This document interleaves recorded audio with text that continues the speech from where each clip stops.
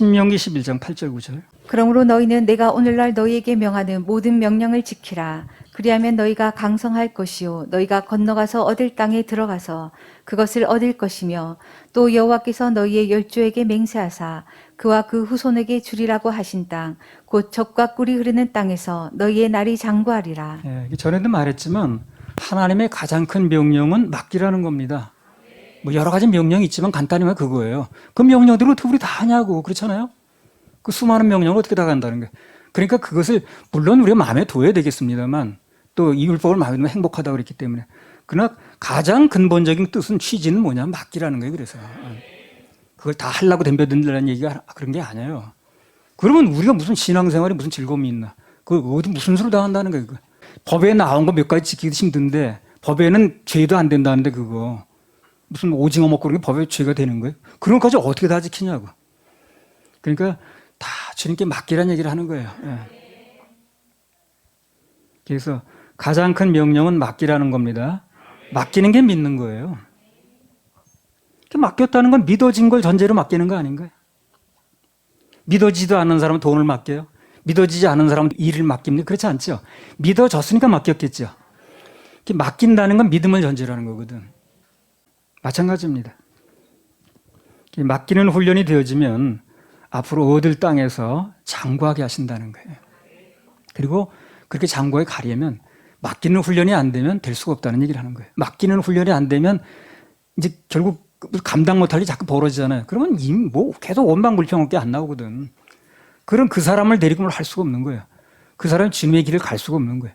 그래서 뭘 하고 안 하고를 떠나서 맡기는 훈련을 먼저 하라는 겁니다. 지금. 오래도록 쓰임받고 누리려면 맡기는 훈련이 안 되면 이 사람은 계속 입에서 계속 원망만 나오는데 뭐 갈 수가 없어요. 그래서 맡기는 훈련을 제일 먼저 하는데 그게 이제 믿음과 맡김이 이제 같이 간다는 겁니다. 그러니까 이 광야 훈련에서 이 마지막에 이제 다시 한번 강조하는 건데 신명기가 반복해서 이걸 계속 또 얘기를 하는 거예요. 가나안 땅에 들어가기 전에 이게 돼야 된다는 얘기를 하는 거예요. 신명기 11장 10절에 12절. 내가 들어가 얻으려 하는 땅은 내가 나온 애굽 땅과 같지 아니하니 거기서는 너희가 파종한 후에 발로 물대기를 채소밭에 댐과 같이 하였거니와 너희가 건너가서 얻을 땅은 산과 골짜기가 있어서 하늘에서 내리는 비를 흡수하는 땅이요 내 하나님 여호와께서 권고하시는 땅이라 새초부터 새말까지 내 하나님 여호와의 눈이 항상 그 위에 있느니라. 어떤 게 좋은 땅이냐면요. 하늘에서 내리는 비를 흡수하는 땅이 좋은 땅이에요. 근데 이제 나쁜 땅은 흡수가 안 되죠. 이건 물을 머금지 못하는 거예요. 그래서 이 가나안 땅이 어떤 땅이냐면 뭐 자갈 구조로 돼 있나 모르겠어요. 근데 그거 살아보지 않았기 때문에. 근데 이 말씀만 놓고 보면 하늘에서 내리는 비를 잘 흡수해 두는 거예요. 그래서 이제 그 가뭄에 쓸 수 있게끔 해주는 땅이 이제 가나안 땅인 거예요. 조금 바꿔서 말하면 이걸 어느 밭이 좋은 마음 밭인가 하는 거 일맥상통합니다. 얘기가. 좋은 마음, 좋은 밭은 하나님 말씀을 가슴에 흡수하는 밭이라. 그게 좋은 밭인 거예요. 좋은 땅은 하늘에서 내리는 비를 흡수하는 땅이 좋은 땅이고 흘러가 버리지 않고. 그리고 좋은 마음 밭은 말씀이 떨어지면 그 말씀을 흡수하는 밭이라. 그게 또 좋은 마음 밭인 거예요. 뭐 남아있어야 뭘 하지. 안 되는 사람 보세요. 말씀이 전혀 안 남아있지. 뭘 들었냐는 얘기 나오는 거예요. 그래서 이겨나가는 사람은 시험거리가 없는 게 아니에요. 그래도 있어요. 다 시험거리가. 들은 말씀으로 이겨나가는 거예요. 그걸 붙들고 소망을 갖는 거 아니겠어요. 뭐 그 사람은 시험거리가 없는 거 그렇지 않죠. 눈 뜨면 다 시험거리인데 세상이라는 게. 좋은 마음밭은 하나님 말씀을 가슴에 흡수하는 밭이라. 그럼 어떻게 하면 흡수가 되는가? 비결은요. 그분의 말씀을 진심으로 중심으로 아멘하는 거예요. 받아들이는 거예요. 그래 흡수가 돼요. 무슨 눈에 보여서 뭐 씹어서 먹는 게 아니라 아멘으로 중심으로 받으면 마음에 흡수가 됩니다. 그 흡수된 말씀은 살아있는 생명이기 때문에 또 그 사람이 환경이 어려울 때 어떤 답답한 일이 벌어졌을 때 그 말씀이 살아서 움직이는 겁니다. 우리 산에서 물을 머금으면 물이 계속 내려오듯이 똑같아요. 그럼 어떻게 하면 말씀이 무조건 아멘이 되는가? 신명기 11장 11절. 너희가 건너가서 얻을 땅은 산과 골짜기가 있어서 하늘에서 내리는 비를 흡수하는 땅이요. 예, 그 땅은 산과 골짜기가 있어서 하늘에서 내리는 비를 흡수하는 땅이요 그랬어요. 그러니까 어떻게 하면 그렇게 아멘이 되느냐면 산과 골짜기를 만나면 그렇게 돼요. 산과 골짜기가 뭐냐면요. 우리 인생에서 평지가 아닌 고난을 얘기를 합니다. 평지가 아닌 산과 골짜기 그런 얘기를 하는 거예요. 눈물 골짜기 뭐구나. 그래서 산과 골짜기는 우리가 이 평지가 아닌 골짜기 뭡니까? 고난의 장소를 얘기를 하는 거죠. 고난을 의미하는 거예요. 높은 산, 거친 골짜기. 그래서 우리 인생이 평탄하기만 하면 그게 아멘하는 마음이 되질 않아요. 마음이 낮아질 기회가 없으니까. 마음이 깎여야 되는데 낮아질 기회가 없는 거예요. 계속 잘 뭐 평탄하게 가는데 뭐. 그래서 마음을 낮춰지게 만들려다 보니까 골짜기를 만나게 하는 거예요. 눈물의 골짜기, 고통의 골짜기, 답답함의 골짜기. 우리 인생에서 그냥 평지만 있는 것보다 때로는 산과 골짜기를 만나는 게 유리합니다. 자기에겐 유리해요. 아무 어려움 없이 평탄만 길만 갔으면 나도 모르게 다 교만해 있을 겁니다. 그렇잖아요. 누구나 똑같아요. 아무한 고난도 없이 평탄하게만 잘 풀려가면요. 은근히 그 사람 교만해지게 돼 있어요. 하나님 간절히 의뢰하는 마음도 없고, 찾는 마음도 없고. 골짜기가 생기니까, 눈물 골짜기가 오고, 고통의 골짜기가 오고 하다 보니까, 거기서 이제 주님 붙잡을 수밖에 없는 거예요. 그러다 보니까, 골짜기 속에서는 아멘이 저절로 나오는 거야. 거기 자기 의리를 내서 될 일이 아니거든. 그 나만이 왜 거기서 배고 들어갔겠어요. 자기 문둥병이라는 골짜기가 있는 거야. 그 아무리도 건강해봐요. 그거 하겠나, 그 사람. 거기까지 올 리도 없지. 근데 곤통의 문둥병이나 골짜기가 오다 보니까, 그 골짜기 속에 들어가다 보니까, 이제 마음이 낮춰질 수밖에 없는 거지. 그래서, 처음에는 좀 뛰긴 했습니다만, 결국 받아들이잖아요. 그래서 우리 인생에 골짜기와 또 높은 산을 헉헉거리면서 지나가면서, 그러면서 통과할 때, 거기서 겸손이 옵니다, 겸손이. 그리고 말씀에 아멘도 되는 거예요, 그때. 이거 더 붙잡을 수가 없는데 뭐. 그래서 우리 마음을 낮추고 깎아내서 그래서 주님만 바라보게끔 주님만 의지하게끔 그런 마음을 만들려다 보니까 골짜기 자꾸 지나게 하는 거예요. 나는 왜 골짜기만 있냐? 그거 이제 그런 작업이라고 보면 돼요. 그러니까 그게 빨리 벗어나려면 어떻게 해야 되는 거예요? 빨리 내 중심 받아들이고 주님만 바라보고 쓸데없는 얘기 입 밖에 내지 말고. 그 사람들이 그래. 그 골짜기는 그렇게 싫다고 그러면서 그 골짜기를 벗어날 수 있는 방법은 반대로 하는 거예요, 자꾸만. 이 골짜기 너무 싫어. 이 눈물 골짜기 빨리 벗어나고 싶어. 빨리 벗어나고 싶다고 하면서 말은 어떻게 합니까? 벗어날 수 없는 얘기를 자꾸 하는 거예요. 그것 때문에 골짜기를 지나는 건데, 지금. 근데 골짜기를 벗어날 수 없는 말만 하고 행동만 하는 거예요.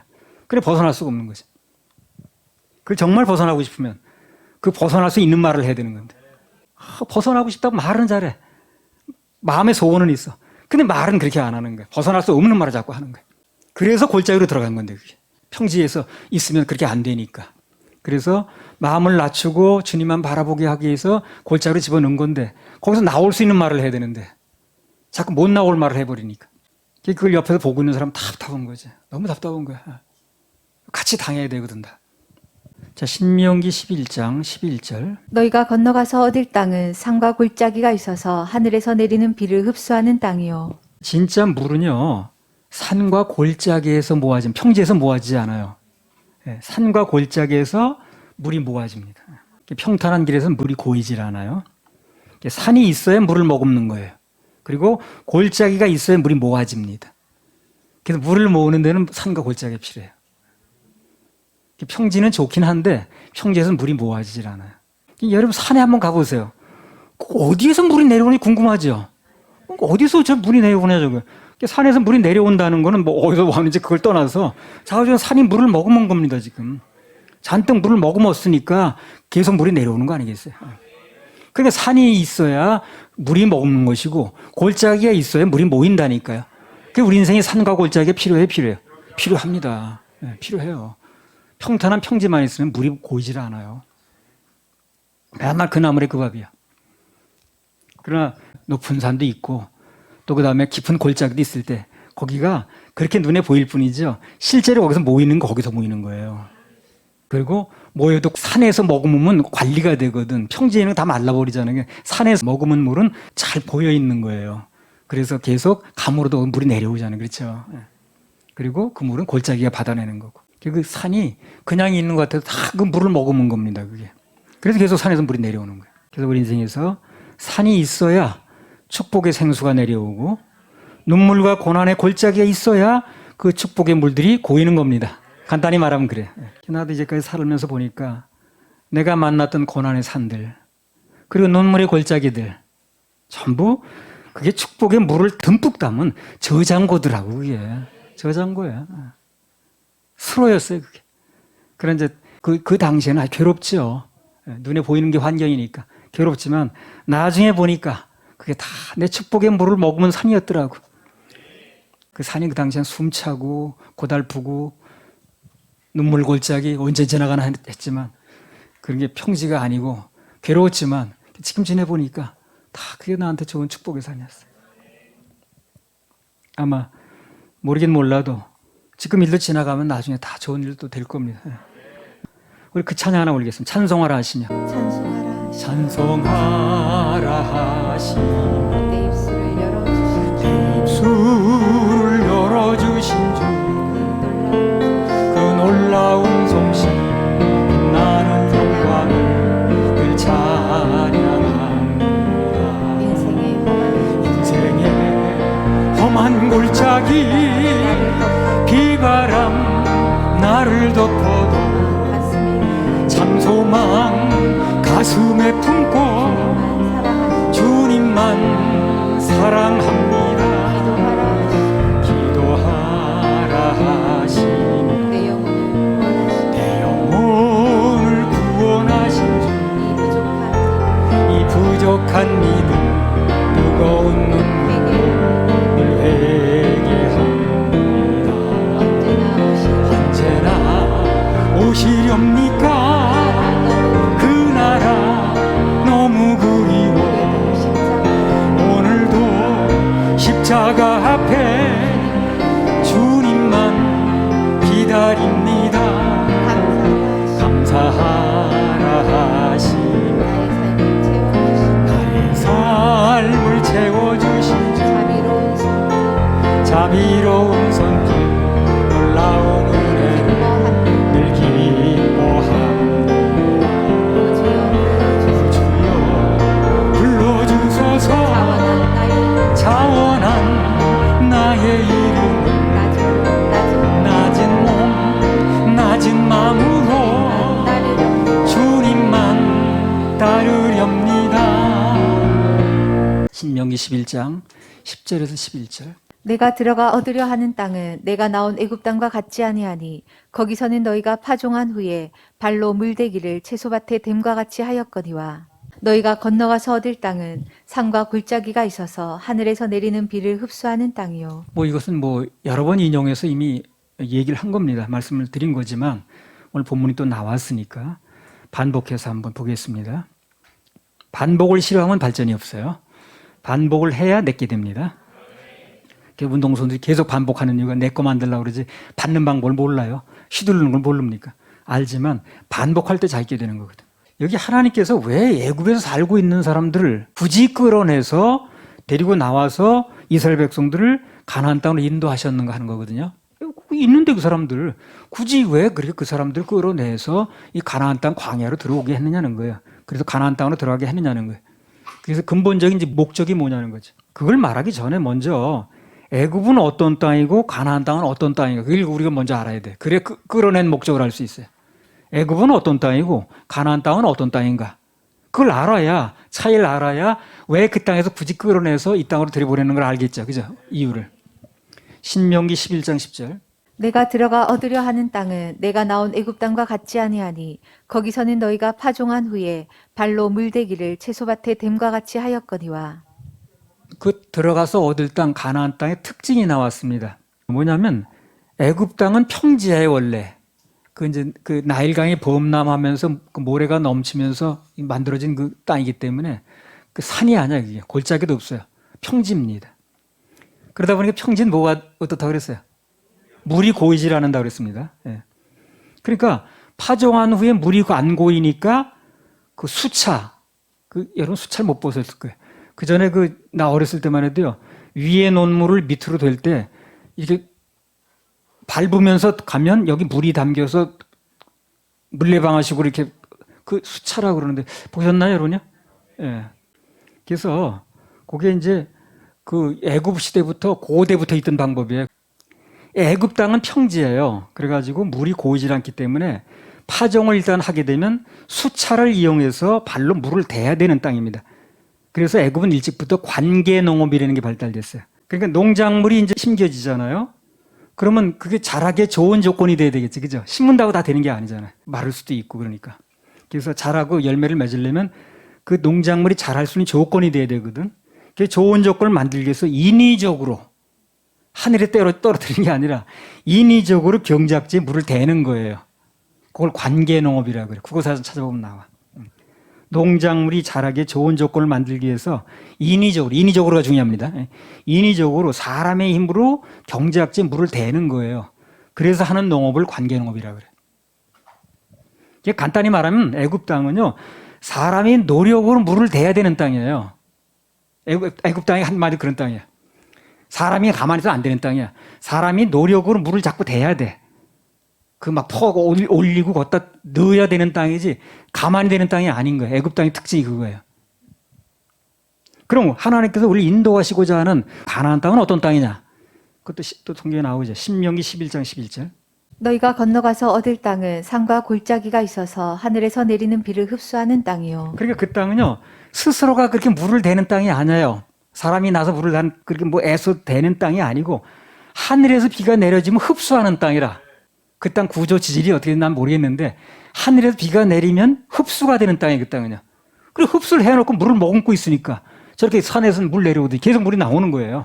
사람들이 이렇게 수차로 하는 땅이 아닌 거예요. 그리고 간단히 말하면 사람이 인위적으로 하던 땅에서 하나님이 해준 저절로 땅으로 인도하겠다는 거예요. 간단히 말하면 그런 거예요. 그래서 하나님께 인도하신 그 땅을 우리 표현으로 하면 그게 저절로라고 그래요. 저절로의 땅으로 가는 거예요. 저절로. 그러니까 하나님께서는 우리 인간이 애써서 물을 대는 땅에서, 즉 애굽 땅에서 거기서 인도해 내셔서 하늘에서 내리는 하늘의 은혜를 가지고 사는 그런 비를 흡수하는 한마디로 저절로의 땅으로 인도하시겠다는 거예요. 그게 바로 그 애굽 땅에 있는 사람을 가나안 땅으로 이제 이렇게 옮기신 목적이라. 그러니까 우리가 그런 목적으로 우리가 이 땅에 가나안 땅에 들어왔다면 삶도 어떻게 됩니까? 그렇게 살아야 돼요. 그래서 늘 바뀌라고 하는 거예요. 우리가 무슨 손싸매고 가만히 있는 건 아니지만 다 일하고 그렇게 합니다만 가만히 있어도 그 고민 아닙니까? 멀쩡한 사람이 어떻게 가만히 있나? 이렇게 움직이고 합니다만 그런 결과도 하나님께 맡기고 어떤 일어난 일에 대해서 내가 감당할 수 없는 일도 주님께 맡기는 거예요, 우리는요. 그런 땅으로 인도된 거니까. 가나안 땅으로 들어온 사람의 특징이 바로 그거예요. 아니 가나안 땅에 들어왔다고 그 사람이 가만히 있는 거예요? 그건 아니에요. 그들 다 무슨 뭐 심고 할 겁니다. 그러나 중요한 건 그 모든 걸 하나님이 인도하시고 하나님께 맡겨진다는 거지. 그 차이인가요? 그래서 맡겨지고 하나님이 일하심의 혜택을 보는 그런 땅으로, 그분 바라보는 땅으로, 하늘에서 내려오니까 하늘만 바라봐야죠. 그런 땅으로 인도하셔서 계속 주님 바라보게 만들겠다는 거예요. 애굽에서는 바라볼 필요가 없어요. 왜 자기가 막 눈을 대면 되는 거니까. 근데 여기는 하늘에서밖에 안 오니까 하늘 바라볼 수밖에 없거든. 그런 땅으로 인도하시겠다는 거예요. 그런 땅이 우리 들어왔다면 어떻게 해야 돼? 당연히 하늘 보고 살아야 되는 거예요. 당연히. 땅만 바라보고 저 한숨 질 게 아니라 당연히 하늘 바라봐야 됩니다. 그래서 위의 것을 바라보라고 그러잖아요. 그래서 하나님께서 물론 출애굽하면서 우리 죄의 문제를 해결하시고 애굽에서 죄에서 건져나서 구원받는 이게 가장 큰 목적이 맞아요. 그러나 삶 속에 적용을 한다면 그렇게 자기 힘으로 그냥 막 수차를 밟아가지고 그런 노력해서 살던 땅에서 하늘에 저절로 내려지면 그거 머금어서 그 물 가지고 먹고 사는 그런 땅으로 옮기겠다는 거예요. 그런 땅으로 옮겨졌으면 또 그렇게 살아야지. 그걸 뭐 그렇게 옮겨놓고 누리질 못하면 안 되지. 그래서 하나님의 일하심으로 말미암아 이게 이제 물을 머금고 하늘에 떨어지는 물 가지고 머금어도 되는 이제 그렇게 되는 땅으로 온 건데 우리가 그걸 깨닫지 못하고 그것이 믿어지지 않으면 몸은 가나안 땅에 들어왔는지 모르지만 그 사람은 마음과 생각은 어디 있는 거예요? 그냥 애굽 땅에 있는 거예요. 그게 언밸런스가 나는 거예요, 자꾸만. 몸은 가나안 땅에 있는데 생각과 행동이나 모든 건 그냥 애굽 땅에 있는 거예요. 그냥 뭐 이렇게 참 안 맞는 거예요, 이게 늘. 이렇게 들어왔으면 이 땅 백성과 함께 놀아줘야 되는데 그냥 그냥 안으로 들어와서 가나안 땅에 들어오는 것처럼 살아줘야 되는데 그래 누리는 건데 가나안 땅에 들어온 건 맞아. 근데 애굽 땅에 계속 있는 거 생각이, 행동이. 그러니까 뭐가 안 맞는 거죠. 그런 사람 보면 늘 뭐가 안 맞아. 똑같은 형편이라도 가나안 땅에 들어왔으면 가나안 땅답게 살면 그 사람 행복한 거예요. 예. 그러니까 가나안 땅에 들어오긴 들어왔는데 애굽 땅에 있는 생활을 가지고 있는 사람이 볼 때는 야, 저 사람은 걱정도 없이 사네 정말. 되게 정말 뭐 무책임한 거 아니야? 야속한 거 이런 생각이 자꾸 드는 거예요. 그 사람은 그 땅에 맞게 사는 건데 지금. 그러니까 그 땅에 들어와서 그 땅에 맞지 않게 사는 내가 문제인 거예요 지금요. 그런 사람은 그 누리고 사는 사람 보면 정말 나는 피땀 흘려 일하는데 저 사람은 행복하게 누리고만 사네. 배나 아프고 그런 거예요. 자기도 가나안 땅에 들어오면 되는 거예요. 가나안 땅에 누리는 사람을 이렇게 시기하나 그렇게. 가나안 땅에 들어와서는 가나안 땅에 들어온 사람답게 살면 되는 건데. 그러다 보면 좋은 날도 오는 것이고. 하나님의 일하심으로 말미암아 저절로 되어지는 건데 그걸 믿어지지 않고 깨달아지지 않으면 몸은 가나안 땅에 들어왔는지 모르지만 그 마음과 생각이 애굽 땅에 있다 보니 안 맞는 거야. 그리고 그렇게 사는 사람이 이상해 보이고. 그러니까 쉽게 말하면 이게 그런 식으로 산다 그런다면요. 냉정히 말하면 몸은 들어와 있는지 모르지만 마음과 생각, 즉 믿음은 아직 애굽 땅에 있는 겁니다. 그 사람이. 가나안 땅에 못 들어간 거예요. 그걸 알아야 됩니다. 가나안 땅에 못 들어간 거예요. 들어갔으면 그럴 리가 없잖아요. 들어간 것처럼 보일 뿐이지 가나안 땅에 들어간 게 아닙니다. 지금. 노원 땅에 내가 들어왔는데 충청도 무슨 충주 때문에 어떻고 할 필요 뭐 있나. 여기 들어왔는데 여기 수락산 얘기만 하면 되는 거예요. 근데 내가 뭐 충주 때문에 어쩌고저쩌고 하는 거는 지금 여기 안 들어왔다는 얘기를 하는 거예요. 가나안 땅이 들어왔으면 어차피 가나안 땅대로 누리고 사는 거예요. 실제적인 거니까. 근데 그 사람이 뭐 그냥 몸은 어떻게 와 있는지 모르지만 그러나 그게 마음에 누려지지 않으면 그 사람은 실질적으로 가나안 땅에 들어간 게 아니라는 걸 알아야 돼. 그러니까 생각이 믿음인데 생각이 아직 애굽 땅에 있다 보니 그 사람이 가나안 땅에 못 들어간 거죠. 그러니까 매한 이제 복잡해지는 거예요, 마음이. 그래서 인간의 노력과 행위를 하려고 그러면 그게 애굽 땅이고 하나님의 은혜를 입어서 하늘에 단비가 내리고 저절로 되어지면 그게 이제 가나안 땅인 겁니다. 누려야 돼. 가나안 땅. 시편 65편 9절에서 13절. 땅을 권고하사 물을 대어 심히 윤택케 하시며 하나님의 강에 물이 가득하게 하시고 이같이 땅을 예비하신 후에 저희에게 곡식을 주시나이다. 주께서 밭고랑에 물을 넉넉히 대사 그 이랑을 평평하게 하시며 또 담비로 부드럽게 하시고 그 싹에 복 주시나이다. 주의 은택으로 연사에 관 씌우시니 주의 길에는 기름이 떨어지며 들의 초장에도 떨어지니 작은 산들이 기쁨으로 띠를 띄었나이다.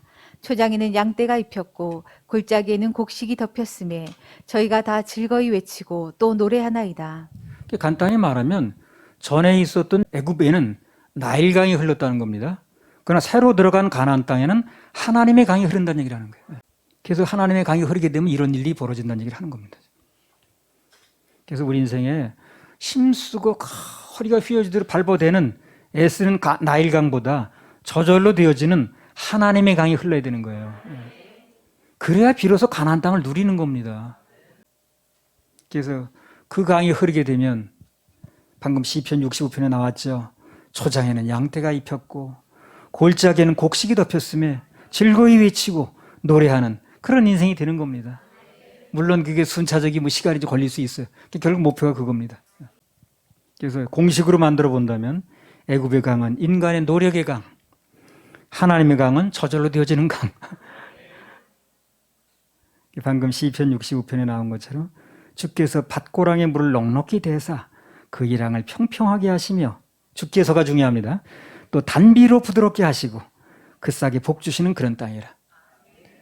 이 가나안 땅 이제 그 이스라엘의 이제 그 하나님 인도하신 땅 아닙니까? 그 땅은 홍수라는 게 없어요 지금도요. 이스라엘 홍수 났다는 얘기 들어봤습니까? 태풍 없습니다. 그 땅은 가면 사방에서 샘이 터지더라고 봐서 보셨잖아요, 우리. 사막에도 그렇고 어디든지 그 샘이 터져 그거 가지고 먹고 사는 거예요. 네. 신기한 땅이. 우리 그걸 영적으로 누려야 되는 거예요, 우리가. 그 눈으로 보이는 게 이제 그 상징으로 나왔으니까. 그 이스라엘에 태풍 불었다는 얘기 들었습니까? 홍수 졌다는 얘기 들었어요? 그렇지 않아요. 하나님께서 적당히 내려주는 거예요. 이른 비와 늦은 비. 그래서 때가 되면 딱 비를 내려주시고 또 그 저기 하면 또 이른 비, 늦은 비. 이거 늦은 비는 봄에 오는 거예요. 그리고 가을에 결실기에는 또 오지 않아. 그러니까 혹시 잘 익는 거죠. 그리고 봄에 비 필요하면 또 비가 와. 이른 비와 늦은 비. 그리고 다 그냥 그 땅들이 물을 머금어서 어디서 그렇게 샘이 나오는지 나와 계속 보면. 보셨잖아요. 땅에서 계속 물을 먹고 있는 거예요. 그 땅이 그 자체가 진짜 물을 머금었더니 정말 그 땅이 어디서 물을 머금어가지고 계속 나와. 그건 이제 육신적으로 볼 때 그런 땅이고 우리가 영적으로 누리는 게 중요하니까. 우리가 영적인 가나안 땅에 들어왔으면 우리 똑같이 그런 겁니다. 샘은 계속 터져 나오고. 시편 65편이 그걸 얘기를 하는 거지. 초장에는 양떼가 피었고 골짜기는 곡식이 덮이고 즐거이 외치고 노래하는 그런 인생이 된다는 거거든. 주께서 밭고랑에 물을 넉넉히 대사 그 일양을 평평하게 하시며 단비로 부드럽게 하시고. 그러니까 비가 딱 단비만 내려 거기는. 이른 비와 늦은 비. 그 폭설 무슨 기름이 내리 그 홍수 뭐 이런 게 오질 않고 적당히 오는 거야 그 비가. 저절로. 참 하나님이 인도하신 땅은 신기해. 근데 우리는 뭐 이스라엘 사람은 아닙니다만 우리는 영적으로 그런 땅에 인도된 거예요. 더 좋죠. 그래서 우리 보세요. 그렇게 뭐 어렵니 뭐니 해도 때가 되면 다 그 비를 내려주셨습니다. 그래서 한 거 아니겠어요? 앞으로도 그럴 것이고. 그러다 우리 하늘나라 가면 되는 거예요. 뭐 여기 영원히 살 건 아니니까 우리가. 이 세상 누구나 마찬가지로 영원히 살지 않아요. 그러니까 하늘나라 가는데 우리는 이렇게 살다가 하늘나라 가면 되는 거예요. 아무튼 가나안 땅은 하늘에서 내리는 비만 의지하는 땅이라. 그 천수답이라고 하는 천수답. 바꿔서 말하면 주만 바라볼 수밖에 없는 땅이라는 겁니다. 우리는 늘 주만 바라보는 거예요. 그래서 세상에서 누가 생기는 것 같아도 그거 의지하지 말고 주님만 바라보면 되는 거예요. 그럼 그분이 다 때가 되면 이른 비와 늦은 비를 때에 맞게 딱 내려주셔서 살게 하실 겁니다. 할렐루야. 우리 하나님 박수 올려. 하나님께서는 당신의 백성들을 인간의 노력으로 사는 땅에서 즉 애굽 땅에서 인도내셔서 가나안 땅, 다시 말하면 주님만 바라보는 땅으로 인도하시고자 하는 겁니다.